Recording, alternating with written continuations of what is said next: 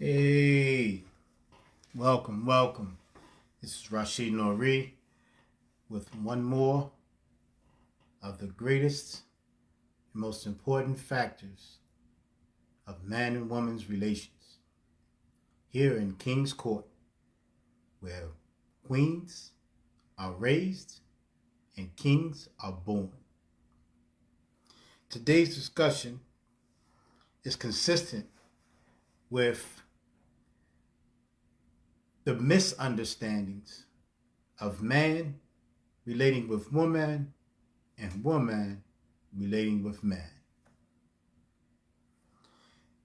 We have with us today the belief of entitlement when it comes to a lot of the sisters, and the belief of control when it comes to a lot of the men.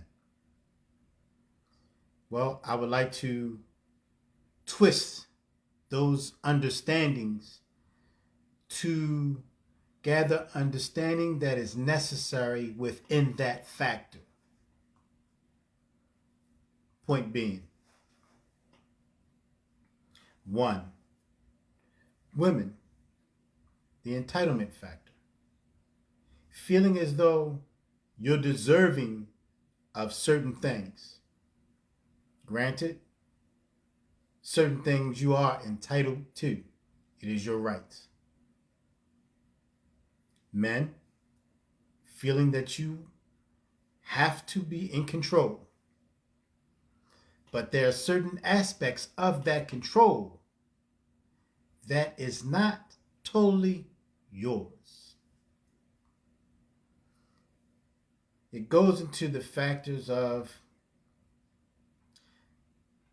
one who has self-control, one who understands to entitle themselves. You get that? One who has self-control, and then the one who has entitlement over yourself. Both of them are in realms of control. Self-control is the key factor here. Now, I'm going to begin with the content. Every single man has in himself the desire to feel needed, wanted, and desired by the woman he chooses. As for the woman, she has the same, but her list is a little longer. But nevertheless, she's deserving of the most that is on that list. But let me say for one, and I'm going to stick with this one first, because a lot of ladies don't understand the importance of a form of servitude to her man. Not being, a servant in the sense that, at his beckoning needs where he commands you to do this, where he commands you to do that. No. Wherewith you understand your position in his life, in his dwelling, with him. That being the nurturing factor. Idealizing and paying attention to his needs and desires from you specifically. Him holding you responsible for the things of the household. The bills, managing the money that he brings home, or even the money that you and he bring home. Managing the children if there are children involved. Not feeling that you alone are alone, but that you have a duty to uphold on your end. This is where that what do you bring to the table comes from. No man wants a woman talking about the table like he would talk about the table. I got education. I got a job. I bring money into that. Those things are not important to a man. He don't give a god darn about that. Some may, because we want to build together. Granted, some men would like to build with their woman. But more on a sense of her being able to cohabitate with him and understanding of the things that he's trying to bring to light. Business, unification of the family, peace in the home that you dwell in together, or that you cohabitate in from time to time if you two live in two separate dwellings. But nevertheless, it's important that you find within yourself an understanding of how to be able to help him become better in the things that he's already doing. See, we have an innate ability to create, manifest, and bring forth things that comes from nothing. You know the statement, we make $1 out of 15 cents? Well, yeah, that's what a man does. He makes a little of nothing out of something. Or he makes a little of something into, a little of nothing into something. But you get what I'm saying. And in this desire to feel wanted, needed, and desired, a man likes to feel that he's sexually attractive to you. He's mentally attracted to you. He's spiritually attractive to you. He has the ability that when he enters to the room and you're there, all of this from down yonder up to here is emotional, attached, happy. All the things that a woman's body go through when her man steps into the room. You should be excited by his actions. You should be excited by his words. You should be excited by his physical stature.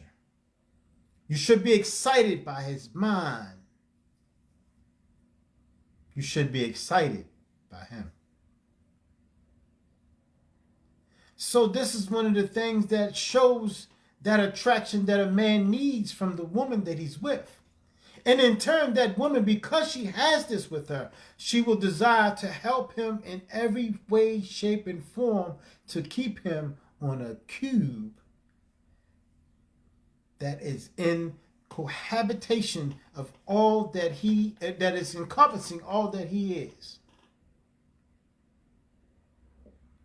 The saying, a strong woman behind a strong man builds a strong backbone. Well, it's a little different from what you've heard, but this is the actual statement. I learned it from quite an older brothers and sisters when I was a youth. And mind you, I'm 53. So with that being, man wants to come home and feel like, man, I can't wait to get home to my baby. Not want to sit in the car for 15 minutes, try to gather himself so that when he come in the house, he can take the shit that you'll put him through. Complaints, that funny looking eye, snide remarks, all that stuff needs never to be in his window, his brain, his mind. It should never be in his heart, his soul, his spirit. It should never interfere with his sexual paralysis with you. Should never. All the things that you bring to the table are supposed to enlighten him, heighten him, bring him to an existence that none can stop. He is, without a doubt, magnificent. This is the purpose of a woman in a man's life. Not to downtrodden him, sick wall him, make him feel like he's the less of a man. Even if he is not performing properly. Help him perform properly, and you know how. Stop complaining and do more. This entitlement that this women's lib have given you guys is off the Richter scale now. It originally was supposed to empower you so that you would be better within the home. But it has taken you to the point that you alleviate the part of the home that is most important. That's the man. You want to take the position of the man now. You want the masculinity that is acquired from being in the business place of the man now. You want to be able to establish the control of a man now. You want to be able to speak against a man now. This is not important. It's not. It's a grave hindrance. Always a pleasure, my brother. Love you. Welcome. Carla, peace, sister. Always a pleasure to hear from you too. But yes, it's dire. These are dire factors, sisters. Now, I ain't saying that we perfect because trust our homes that we have been raised up in has duped us. Not all of us. We make it out, but some of us get lost. Look at the prisons that are filled with us today, men and women. Look at how our children are acting. Absurd. These are insanities that we can kill. We can cure. But we just have to start doing the right things within our homes together. Not fighting one another. Not competing with one another. Not pushing one another away. But bringing our hearts closer. Being more in tune with one another. Man, I wish I could have you on here right now, Raj. Because I know you can give some serious, powerful understanding in this topic. One day soon, though, I'm going to start trying to have some conversations with people. Once I get my cameras in here like I want to. But back to the subject at hand. Every man wants to have a civil, rational conversation. A civil, rational conversation with his woman. It's really easy. It's simple. That means just using your cognizance and your clarity on things rather than dealing with your emotions because you are triggered by something that was said. You know that statement that we hear often from y'all? It's not what you said, it's how you said it. Really don't let that destroy the conviction of conversation. See, when you do that, you shut off his will to want to conversate. You shut off the desire to want to be able to relate with you on a more peaceful and positive manner. If he can't talk to you without you spazzing out, that's not conducive. He's going to run. He's going to try to find somebody else that does fit that. And you don't want that. Neither does he really. Granted, we are people who are visual. We are people who are attached.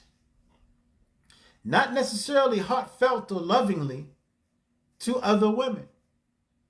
Because we have been raised by a woman. So we appreciate the conversation, the connection with a woman. So don't get that twisted, that every time we in a woman's face that we're cheating. No. Yes, it's a flirt sometimes, but our love with you is with you. Never go no further.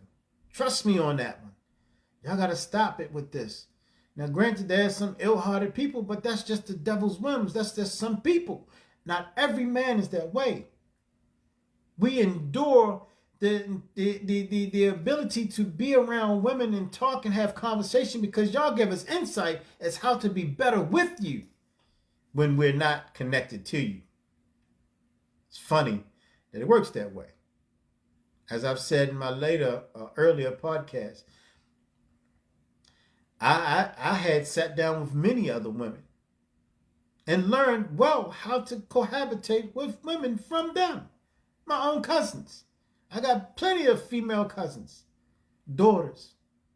I'm always asking questions, always sitting around paying attention because I learned how to cohabitate with the woman. I learned how you all act in accordance to yourselves, emotionally, mentally, and spiritually. So yes, we men are cognizant. We pay attention. But when we start seeing your emotions overriding the intellect that we see, overriding the spirit that we see, it's beguiling to us. It makes us feel like we were stupid because we didn't see this coming. We didn't see it coming. So in actual fact, just be you, always. And trust, we know that this ignorance that most of you have come forward with is not you. It's a society that has been devised to destroy you that has now predicated its intentions upon your soul, your mind, and your spirit. So we have to start learning how to come above that. Hence, my reasoning for these podcasts. To try to get us to understand that we are acting in a sickness that is devised by the society that we live in. And we know it, but we don't recognize it when we're going through it. I'm talking about going through our emotional ruts, our temper tantrums, our hate for being wrong. Not wronged, but being wrong. Deflection is a great asset that you guys use just to win in a situation. That competitiveness is ridiculous. Why fight when you know something is right? Why fuss and argue when you know you were wrong? Granted, some of us do the same thing. I'm talking about some of us men. We do the same thing. But not to the magnitude of you. We will sit and say, okay, well, look, it's not getting anywhere. You right. We'll submit to the facts. We'll submit to the rationale. We'll submit to the truths that are. But most times you guys just will not. Why? Why do y'all have to just fight when you know it's the truth? When you know what's right? You just can't be wrong. That's wrong. That's wrong. Try not to be emotional here. But this is a serious situation. Listen to me. I have literally had my heart ripped out of my chest 3 times in my 53 years.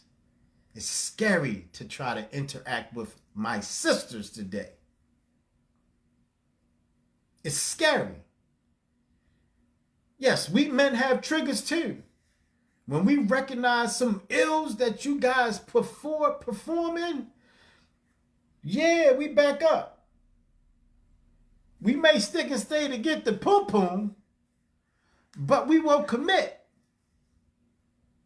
because of those things. This matter of entitlement is wicked. It's not God right. It's not. It's not the way that we're supposed to be with one another. See, when you start doing those things, we start on our bull crap. And that's not just taking the whole circumference of our relationship into shambles, confusion, disarray. It's not the way it's supposed to be. It's supposed to be in peace, prosperity, and always on the most positive, and I'll say again, the most positive manner of existence together.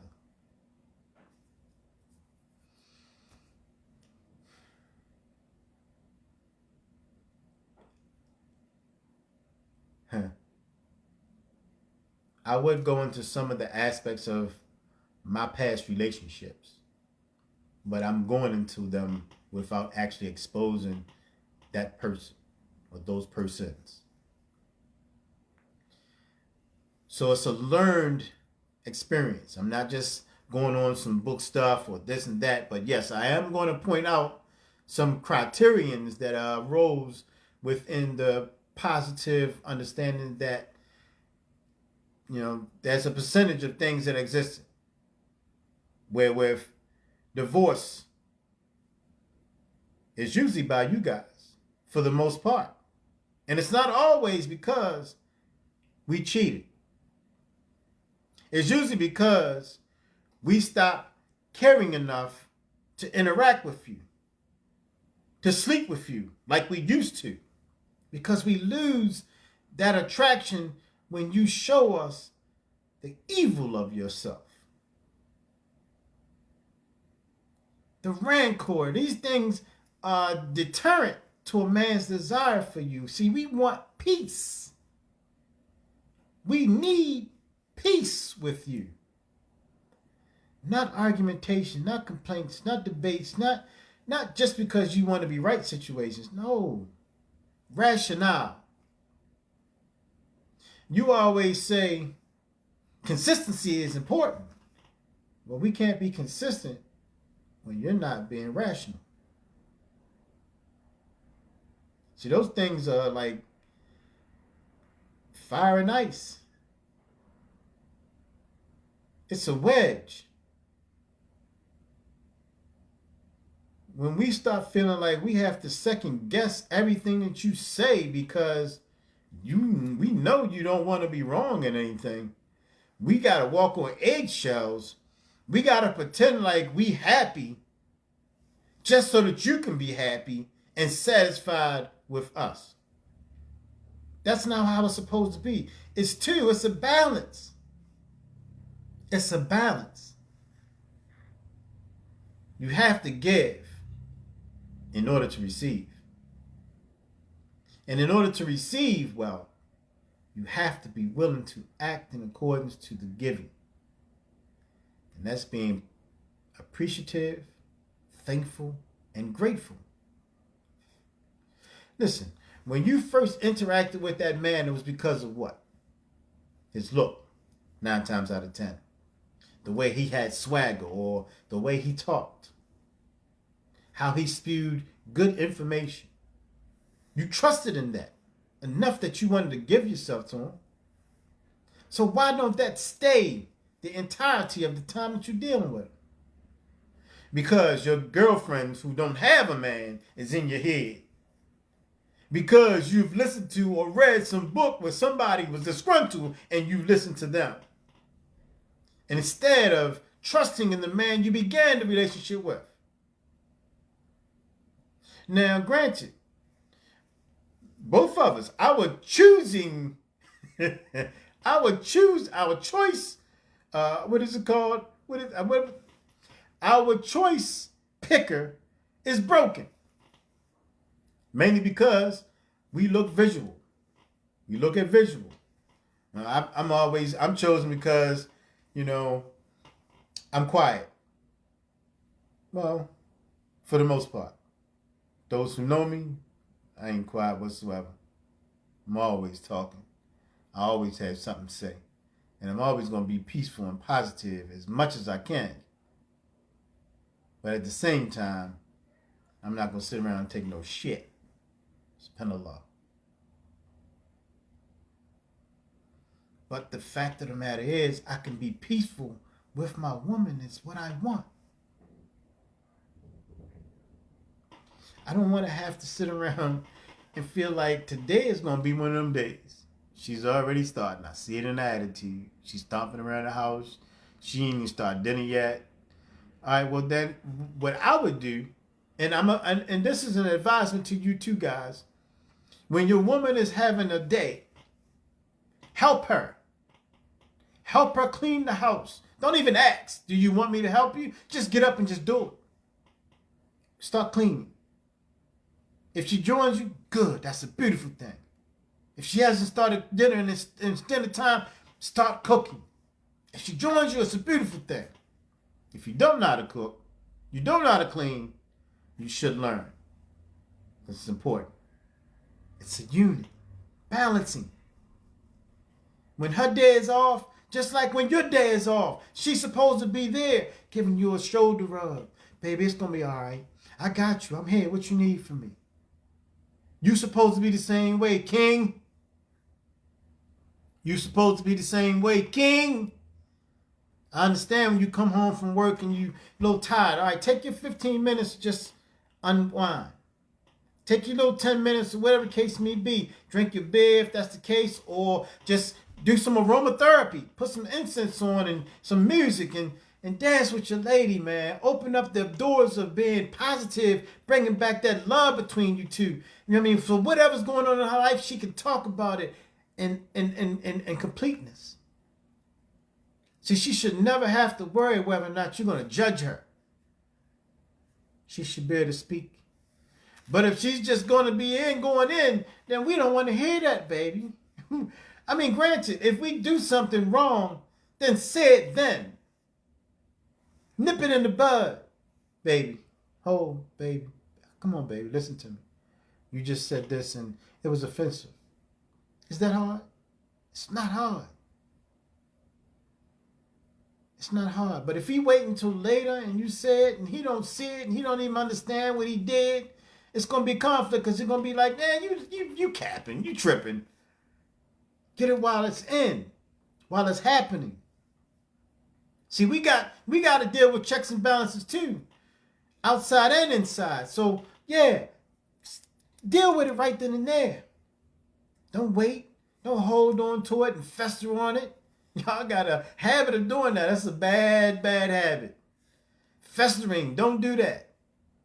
Don't do that. We like to try to deal with it right then and there. And if you're not ready for it, then just say, okay, give me a minute. Give me a minute, baby. Just give me a minute. Just give me a minute. Don't wait 2-3 hours. Just give me a minute. You know what I mean? Let's just talk a little bit. And then get around to it, baby. Get around to it. Don't fester. These things are a hindrance.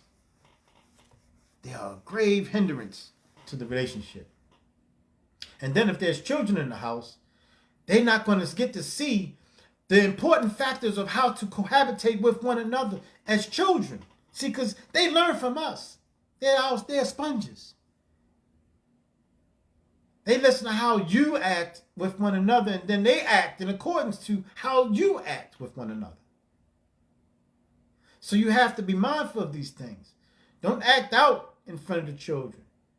Don't even curse around your children. Don't even talk about anything that children shouldn't be hearing or seeing at all. Listen, when I grew up, the adults went downstairs and the children were upstairs. The adults was in the house, the children was outside. Never together, except for like cookouts. But even then, the children went off to play. The adults had their adult time. You know, so the children today don't need to be around you 24/7, absorbing everything that you as an adult is doing, because that's going to make them wind up thinking when they're 13, 14 years old, I don't need you no more. I know everything I need to know. They're going to be strong, headstrong. Then you're going to be fighting with them, trying to get them to understand things, but they think they know everything because they learned from you how to be ignorant, arrogant. And stop, for God's sake, stop letting TV raise your children. I watch everything that my daughter's about to watch. And if I see anything where those things or those channels are showing them to be conniving, manipulative, or liars, no, you will not watch that. And trust me, a large majority of them are just that. They teach them how to be liars, manipulative, and conniving. Sneaky. If you think that's something that's okay, then you are a bad parent. I'm whether you want to accept it or not, the reality bites. Truth is the truth. I ain't going to give you nothing more, nothing less. And I am a father of 35, almost 36 years. And I'm not just saying just to fat her. I'm a dad. So I know what I'm talking about. And all of you who may be on here who have children, you understand this because you start seeing it with your kids and their actions. How they do in school with other children. You see it. Yeah, they're getting it from the shows they're watching. They're getting it from you. So be ever mindful of how your children are raised within the rights of themselves. See, there's checkpoints in all of our lives. So just believe that your children have checkpoints in their lives that they should come to understand of certain things.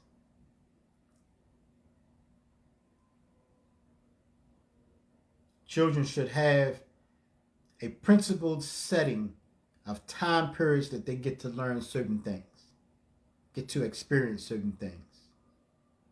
I mean, when we grew up, I'll give you an example.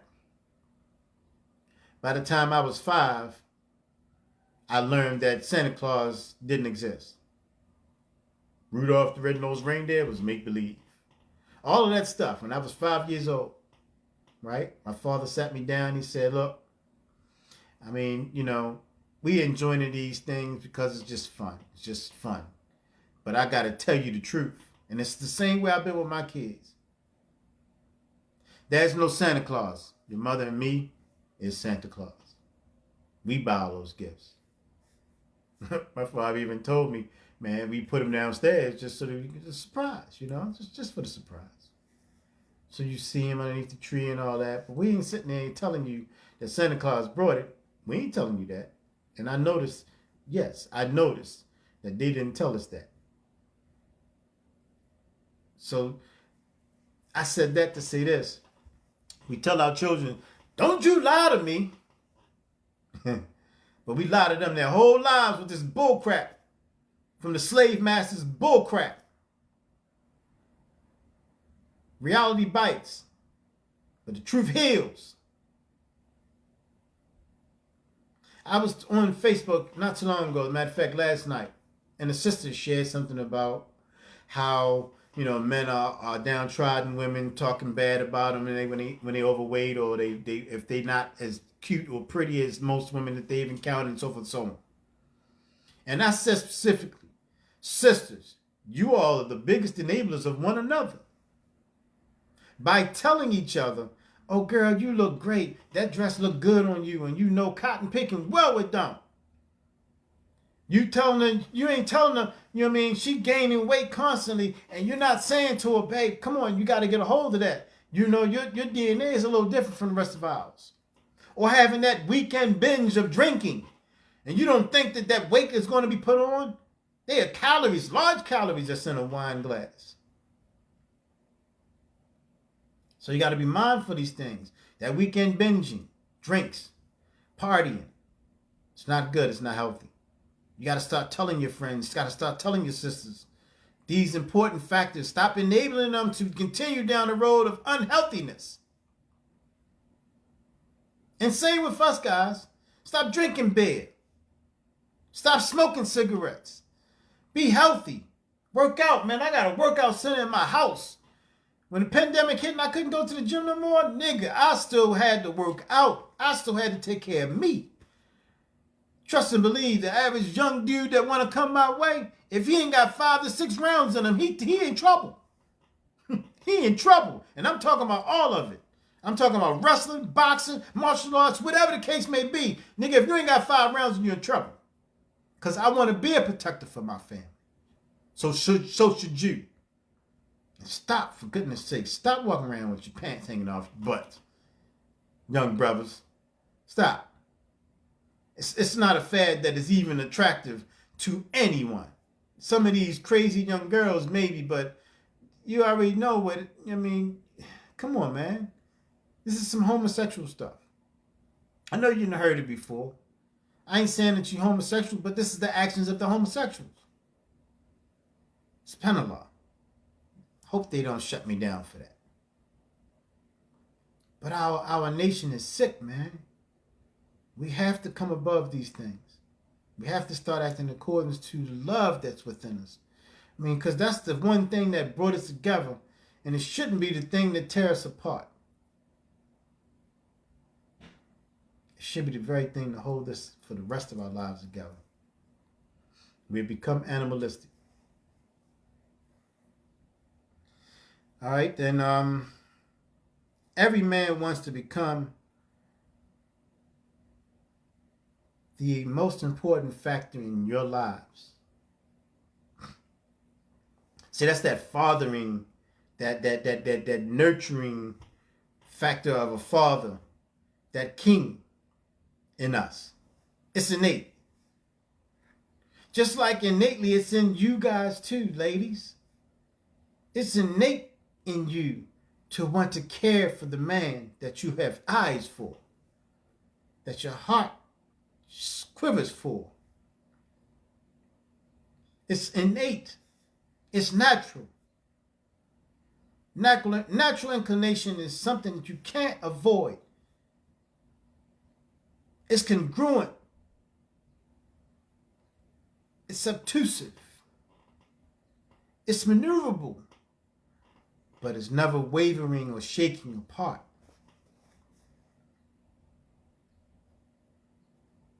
It's forever in motion.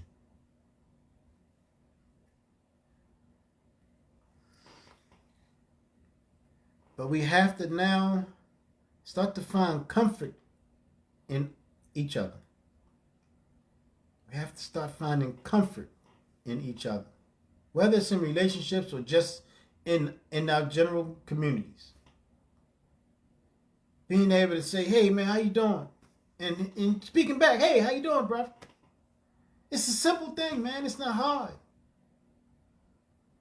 We can't show respect and love for one another in our own communities, and that's a sickness.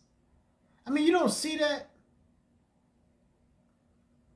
Sisters be looking each other up and down. He might want my man, or she might want my man. And well, granted, some sisters are like that. But you got to understand, this is something that, listen, and you may not accept it, you may not even want to hear it. But the fact of the matter is, man is here to procreate.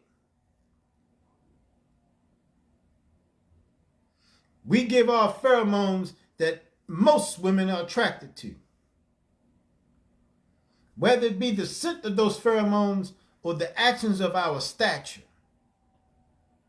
the way we carry ourselves, the way we look at everything, the way we view it.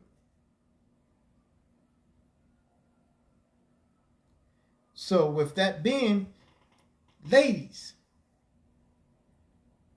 just give in to your natural inclination. Stop trying to be competitive with a man, trying to be equal to a man.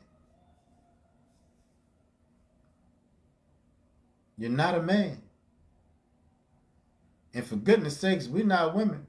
So with that said, king, men, stop being super emotional. Now granted, and I want to say this because it affected me. Depression is real, man.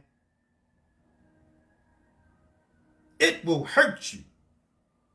I have never in my life seen men, black men, I hate to use that word again because it's not an actual color, but men of color committing suicide. I felt the depression. I wasn't going to do the suicide because as a Muslim, I know that that's going to send me straight to the hellfire. So I got help. It's a serious thing.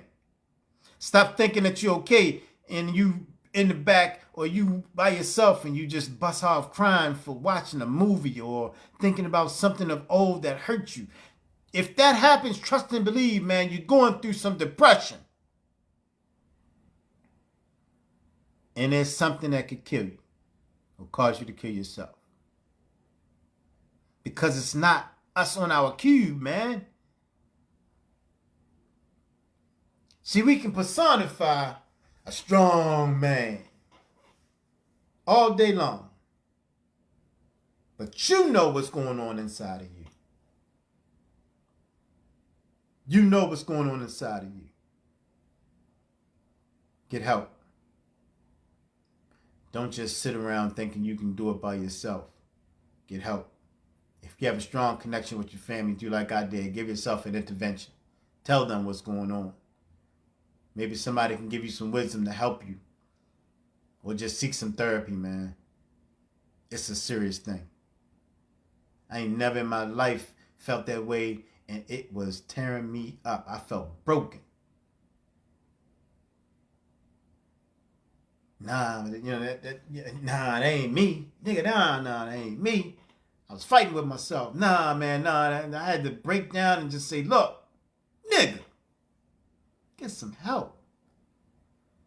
So I chose one of our family Sunday dinners to tell my family, man, what the world. Look, anybody going through this, get help. It's serious, man.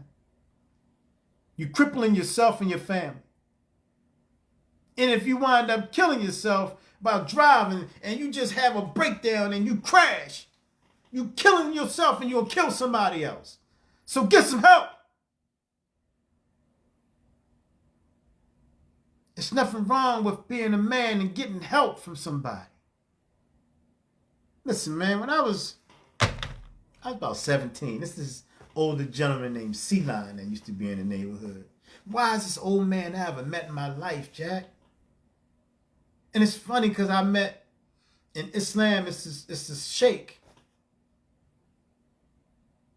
Sheikh Fawzan. He looked just like C-Line. Talked like him too.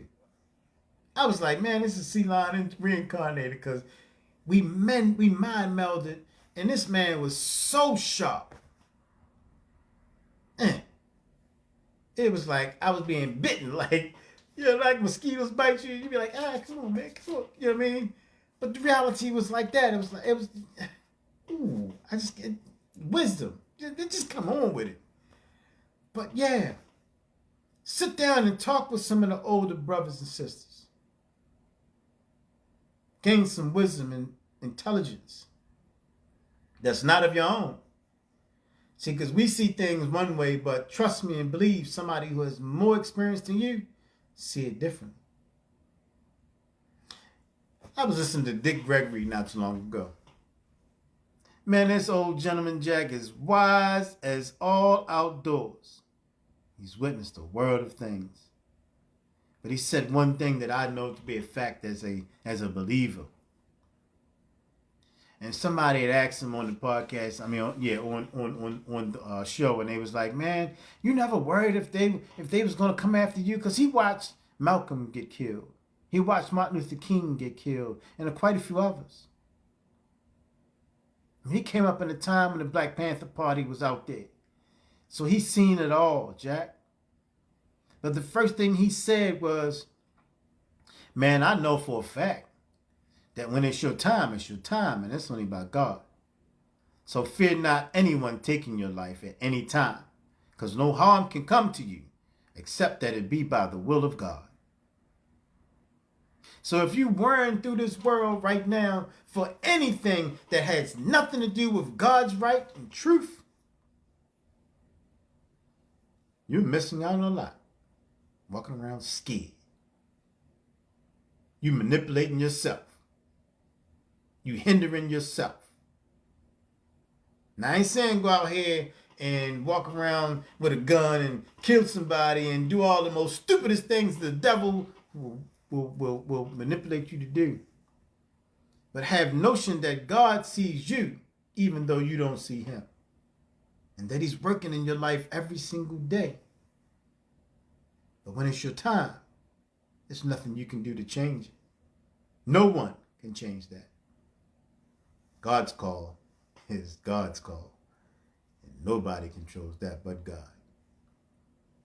So stop walking around fearful of dying and doing something good.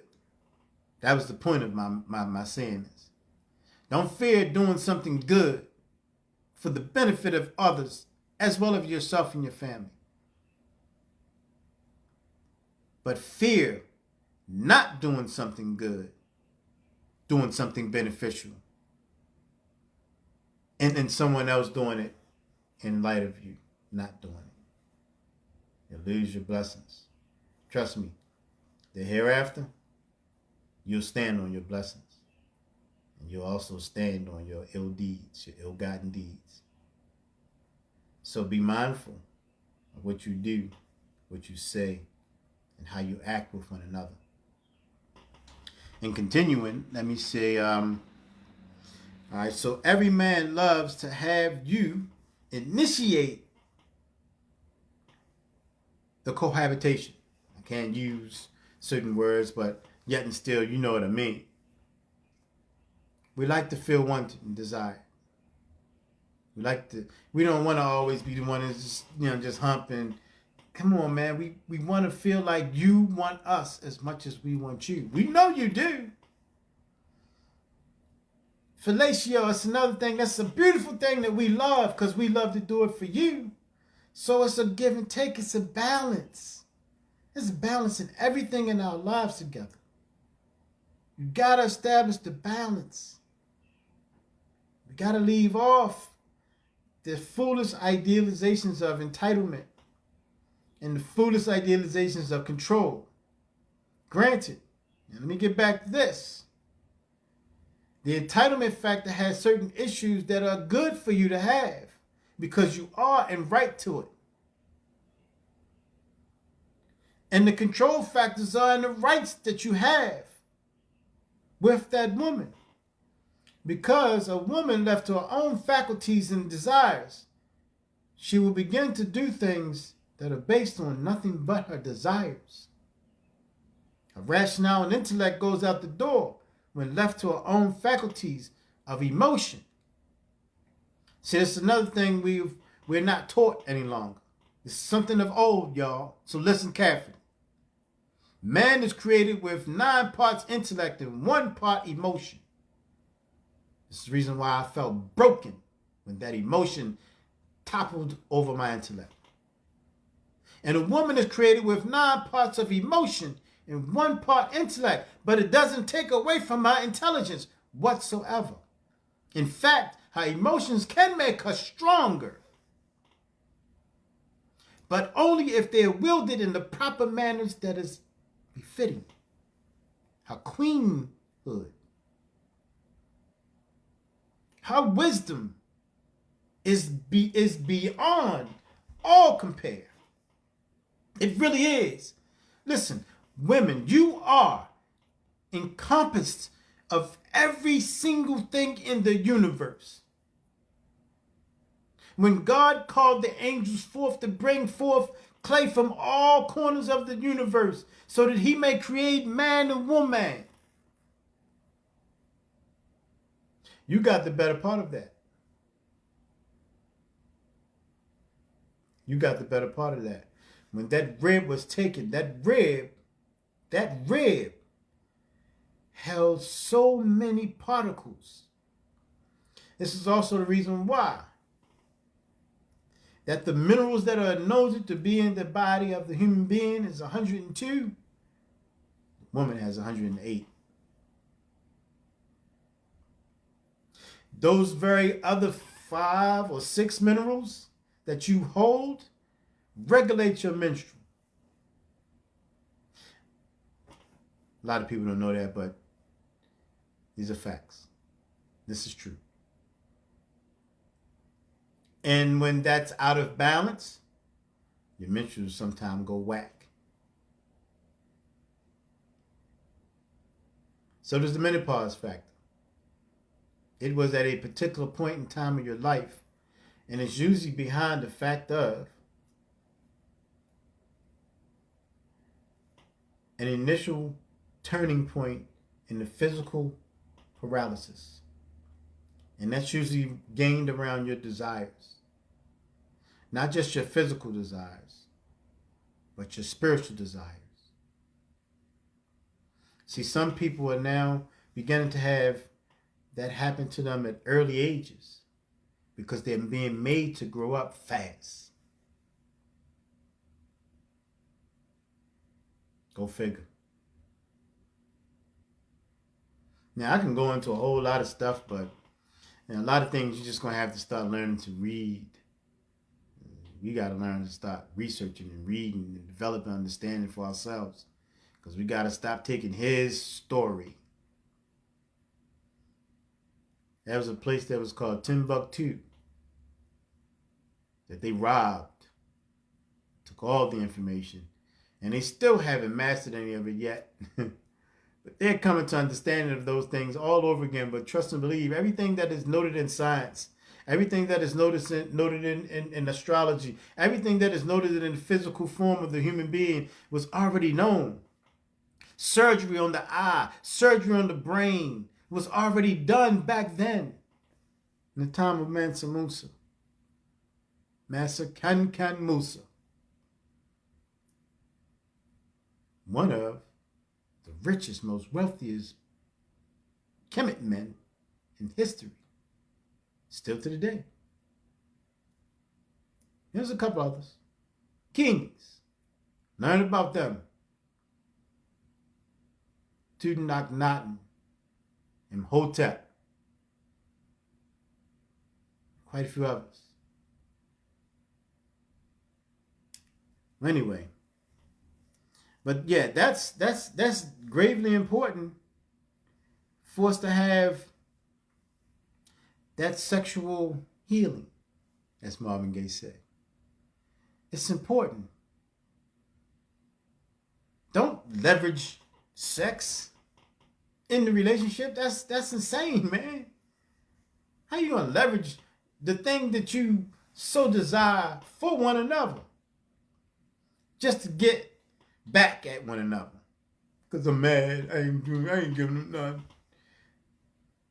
And then when he become emotional himself, he starts to fall in control factor again, and he wants to take it now. Now he's in violation of his wife or his mate.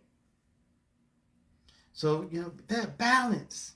We have to keep the balance in our relationships. And as I said from the beginning, talking it out, expressing what is going on with you from the get-go, not waiting, not letting it fester. See, because ladies, y'all going y'all heads, boy, and whoo, the sky's the limit. You may start with one thing, and by the time you finish festering, you done gathered 50 other things that ain't got nothing to do with the situation. Absolutely nothing. And now I gotta sort out every little thing that you thinking about to get to the one thing that matters. That's wicked. Stop that. Stop that. That's wicked. We have to start trying our best to keep the balance in our lives. Man, it's important, so important. And it's easy, it's simple. It makes everything so simple. Trust me, happiness in the home will come if you do this.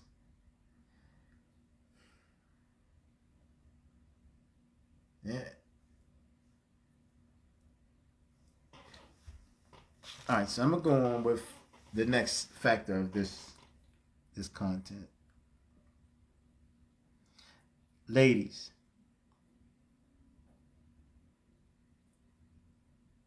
you got to stop the mind games. You got to stop the manipulation games. Guys, don't allow yourselves to fall into those traps. If you note it and you see it coming, and you usually can see it coming, she try to get you into argumentation with her. Just shut off. Don't say nothing. Let her talk. Let her talk until she's blue in the face. When she asks you a question, just say, God knows best. You want to know why? Because if you do engage, all hell will break loose. Because she, like I said a minute ago, she didn't fester. Her mind went to 50 other things, ain't got nothing to do with the whole thing in the matter. So just don't engage. Wait until she calm and rationally discuss things. Don't let her get you into emotional ruts. And then on top of that, she will begin to lose respect for you because you have let her constantly get you into an argumentation, and you have stepped into the position of a woman, of a emotional person. I'm not saying that you became a fag or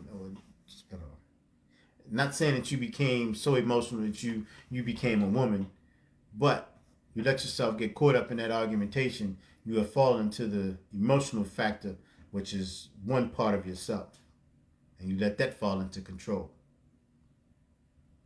I know this because I used to be the person who used to do that, and that was because I like to be right. I like to be right. I like to get my point across. I like to make things right by proving myself. I got to get away from that. And I have.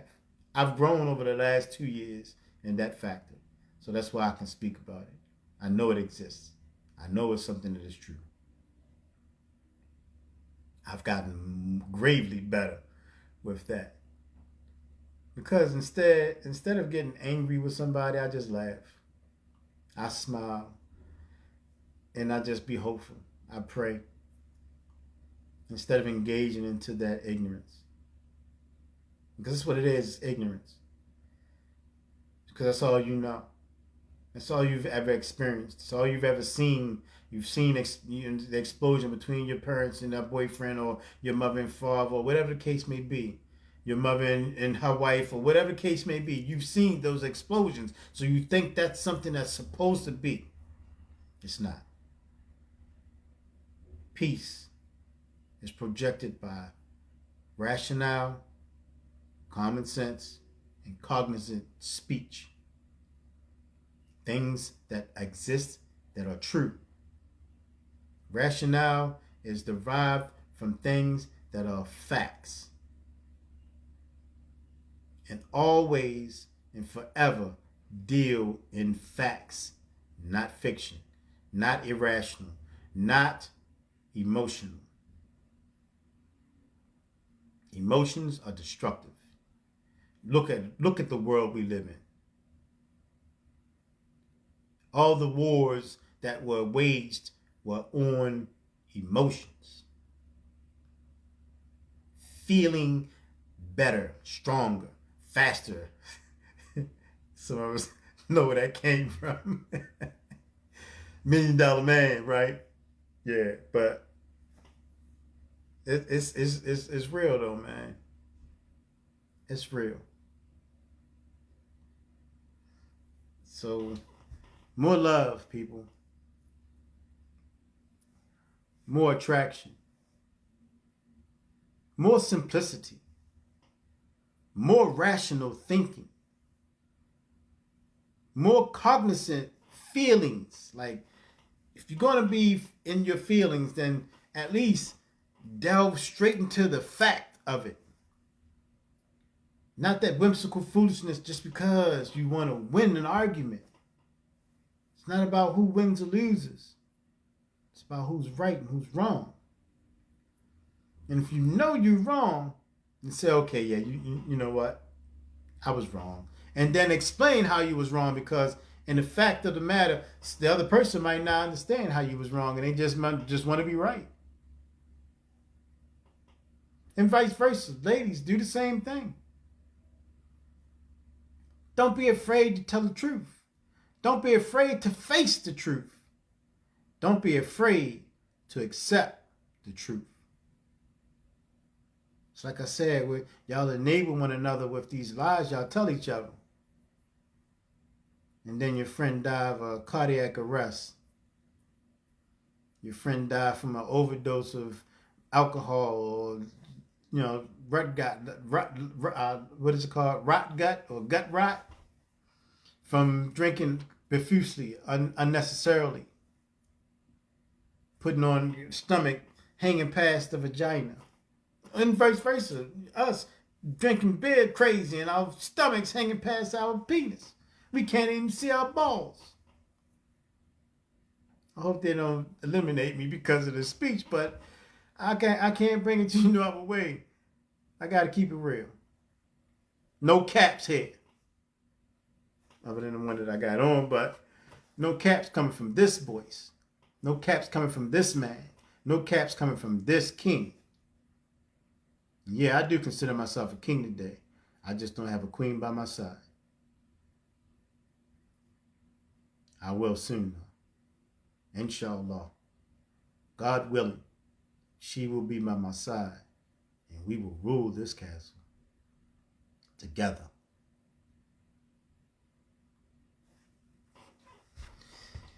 All right. So in continuation with it all, man, the compatibility factor, man, is so important. The compatibility is of two actions, forced and natural. Compatibility is of two factors, forced and natural. Forced compatibility is where if you have sex before you actually get to know each other mentally, physically, and spiritually. That's forced. So now you're entwined spiritually because you have shared each other's spirit. That sex is sharing of each other's spirit. It is. It's an interaction that is more than just physical. It's spiritual. This is the reason why a child is born from it. And that child encompasses both of you. Not just because the seed was planted and so forth and so on, and it goes up the uterus. And no, it's more than just that. It's spiritual. So yes, on the natural factor of the compatibility is where with y'all just have a beautiful vibe. Everything is graceful, it's beautiful, it's lovely. And then the mercy comes upon you that you yield your heart to one another. And then from that, you share your spirit with one another. You interlock your very soul with one another. And you must keep that peace right there in the center. If it wavers a little bit, you get it back over frantically. You pull it back over. Don't let it go. Don't let it go. Because it's the center of your peace. That love. That nucleus. I'm going to continue to talk about that fact. That nucleus, man, is so important. You see where people make that sign of a heart? Well, it's important to keep it centered. Ah, man, it's one of my best friends, Jack. You in here, Raj, man. Hey, look. Man, my hat's off to you, brother. I salute you and your family, man. You and your wife, man. Y'all definitely made a great difference in my life as a man wanting to be with someone wholeheartedly. I see how beautiful a relationship y'all have, man. That's a beautiful thing. It's a beautiful thing. And I even see it today where a lot of young men and women, they are holding to one another, man. Brothers ain't bouncing on the women, and women ain't bouncing them off. You know what I'm saying? Out of their lives, talking about I don't need no man and all this other insanity. It's sticking to stand. I'm loving seeing this youthful love, but it's volatile because when you have children at a young age, you haven't yet to experience relations between men and women yet. You have yet to experience the wisdom between who is a man or what is a man, what kind of a man you are, and who is a woman, what is a woman, and what kind of a woman you are. You have not experienced that at 22, 23, 24, or 25 years of age. And for that much, up until you're 30, men, because you just don't get it that fast. Women, on the other hand, because of that emotional factor, that's why I say, y'all are the strongest in that factor. Y'all are so strong emotionally, but you got to get a hold of it. You got to learn how to wield it. It is your greatest strength, but it is your greatest weakness if you don't understand it. If you don't get control over it. If you let your emotions control you, you will forever find yourself lonely. You will find yourself forever lonely if you let your emotions rule you. You have to learn to control it. And that's not for the women, guys. It's for us too. You got to stop letting our emotions control us. And you know, it's a part of the design that we live in. It's the reason why they separate the men from the homes by not giving them enough work to be able to provide for their family, so they feel inadequate and they leave. Or because they're not making enough money, the woman is always in his ear and always nagging and always being so hard on him. But you got to remember, this is a story of Abraham. Abraham didn't have very much. So he married one wife. My fault. Isaiah. I'm sorry. It was Isaiah, Abraham's son. So when Abraham came to visit, while he knew his son would be out hunting. It was hunting season, hunting to provide for their family. He asked the wife, well, what if the household? Is everything okay? And she complained and bellyached and all this foolishness. But she didn't never consider one moment that he was able to go out and fend for his family and provide. Even though their house was not super house, it wasn't immaculate, but it sheltered them. She was ungrateful. So Abraham told my son that I was here. Tell him I said to change his threshold. Of course, that was one of her complaints, that the threshold of the house was coming down and it was in shambles. She was ungrateful. But he said that with a little bit of something behind it.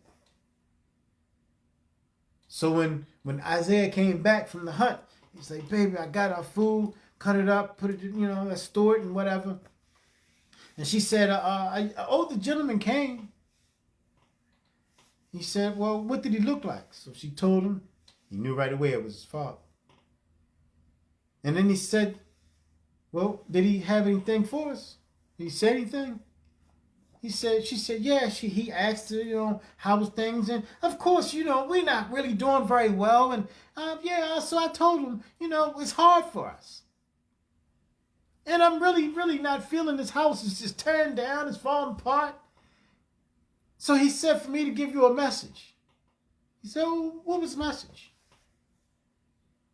She said, he said to change your threshold. He said, oh, okay. So shortly after, he divorced her. Because he knew his father was telling him that she wasn't for him. That she was ungrateful for what Allah has bestowed upon them. Because the bare minimum is all that is needed. The bare minimum of survival is all that is needed. Anything more is a plus. But that is something that is given by God, no one else. And if you don't have it, don't worry about it. Because there will be a day that man who's giving, you're giving that appreciation to, you're giving that love and that substitute, that peace to, he will desire the best for you. He will strive for the best for you. He will give his best for you. Because you're giving your best to him. It's just a balance. It's a balance. It's a balance. So when he divorced her, he married another woman. And again, his father came when he knew he was out hunting. Or he knew it was time for him to go into the fields and pull from their gardens. And she said, he asked her, well, how are things coming along? Is everything okay? And she said, oh, alhamdulillah, which means all praise be to God. We have everything we need. We have foods that we can nourish ourselves with. We have a threshold that shelters us from the weather. And I have clothes on my back. I am in need of nothing but the love of him. And Abraham smiled. And he said to her, I'm grateful that you are pleased. And she said, well, what should I tell him when he comes? He said, tell him that I came. And tell him I said to keep his threshold. Looks good. And he smiled and left. And the same thing, when he came home, she told him, she said, a nice, strong, older man came by for you. He said, oh, well, what did he look like?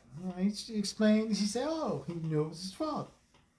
He said, oh, so did he leave anything? Did he say anything? She said, yeah, he asked, how was everything? And I told him how glorious Allah subhanahu wa ta'ala has blessed us with all the things that we have. And he said, did he say anything else? She said, yeah. He said, keep your threshold. It looks good. He smiled and he hugged his wife. He stayed married to her for the rest of his entire life. They had beautiful children. 12 tribes, in fact. 12 tribes, not just 12 children, but 12 tribes.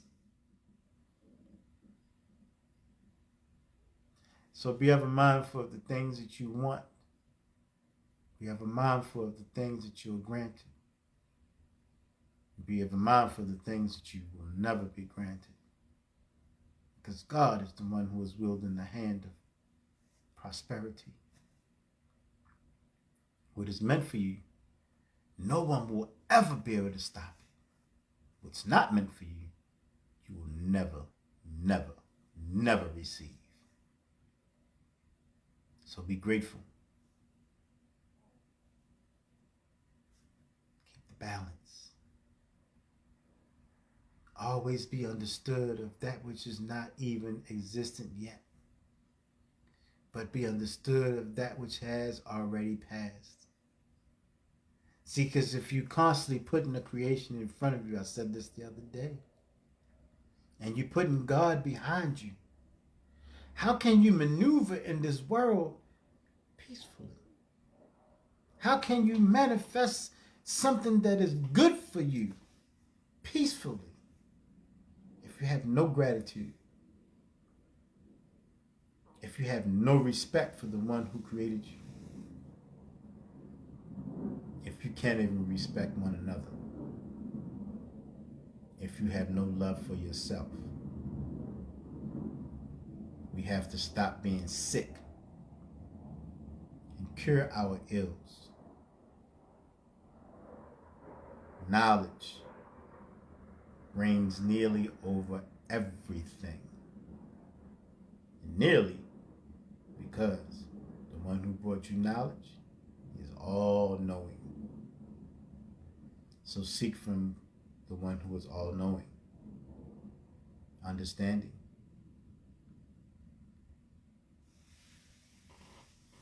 In ending, I'm going to touch on some facts that we as a people have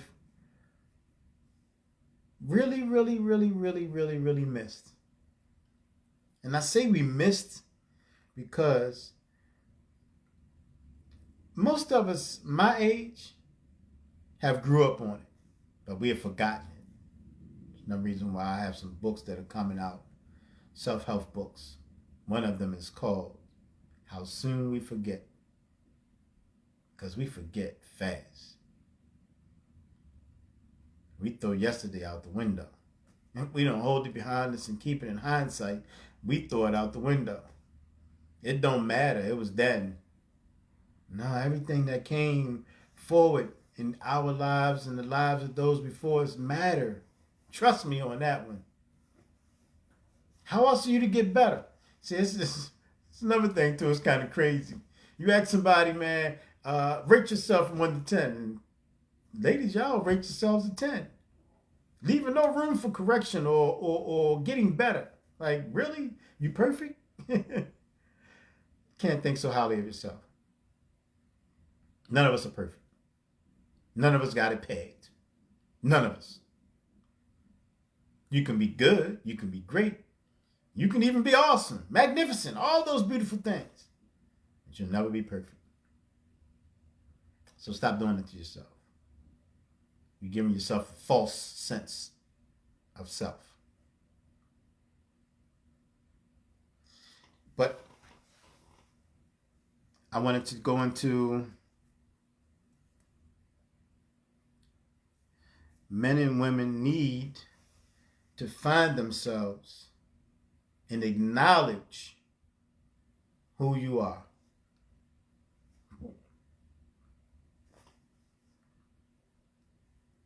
Let me say that again. Men and women seeking to find themselves and acknowledging who you are. Centrifugal.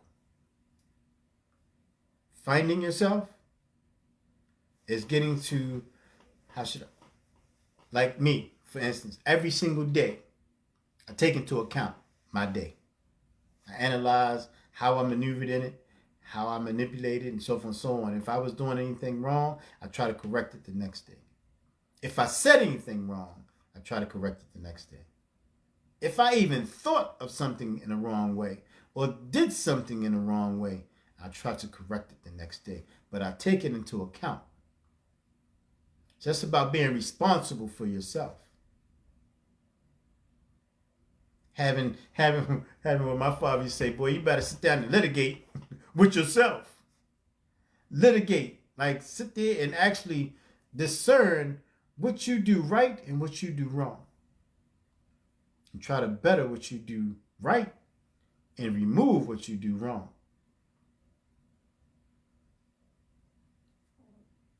And then that acknowledgement, man, that acknowledgement, being able to understand these things and then speaking on it, sharing it, getting that balance. See, once you come to full understanding of yourself in some aspect or another, because you'll never completely know yourself. Well, I can't say never. But you will have issues when knowing yourself. So it's better to try to get to know yourself so that you can then project yourself to someone else in the way that you are. And when there's fault in anything that you are, you can remove it, correct it. And then if there's anything good that is beneficial of yourself, you can then begin to capitalize on and build on and become better at. Acknowledgement. Again, there's that balance. It's a must. This is the reason why you'll see it throughout the Bible, throughout the Quran, throughout the Suhuf, throughout all the books that God has laid down. That balance in you has to be stern. Has to be. So if that's said, my brothers and sisters, thank you for joining today. And I hope that I've been able to be of some benefit to you as I've been some benefit to myself. Because even in this conversation, it's not always what I know. I must say in truth that it's sometimes God's intervening and telling me to say certain things, express certain things. So it's not of myself most times. But if I have said anything that was of discord that have caused hurt or harm to you, then I ask that God forgive me and I ask that you forgive me. But I don't mean that whatsoever. I only intend to help. Someone did it for me. It's my turn to do it for someone else. So, with that said, this is King's Court, and I'm your man, Rashid Nori, with another one. Back at you the next time. Until then, peace and blessings, my brothers and sisters. And much love. One.